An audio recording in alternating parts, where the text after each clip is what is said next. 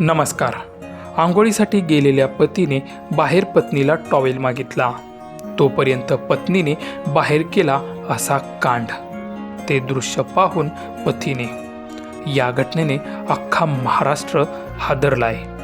कोल्हापूर जिल्ह्यातील हातकणंगले तालुक्यातील येळगुड गावी राहणाऱ्या शबाना रशीद हसुरे, वय वर्ष 36, राहणार रामनगर येळगुड. वेळ सकाळची. पती बाथरूममध्ये आंघोळीला गेले होते. पत्नी एकटीच शबाना बाहेर होती. पतीची आंघोळ झाल्यानंतर पतीने आतून आवाज देत टॉवेल मागितला, पण बाहेरून त्यांना काहीच प्रतिसाद मिळाला नाही. त्यानंतर ते स्वतःच बाथरूमचा दरवाजा उघडून बाहेर आले आणि खोलीचे दार उघडले तर समोरचं दृश्य पाहून त्यांच्या पायाखालची जमीनच सरकली. शबाना यांनी घरातीलच एका खोलीत लोखंडी अँगलला ओढणीच्या सहाय्याने आपले जीवन संपवलं होतं.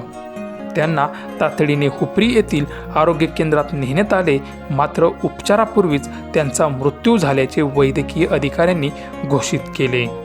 या प्रकरणी हुपरी पोलिसांत मृत्यूची नोंद झाली असून पोलीस पुढील तपास करीत आहेत.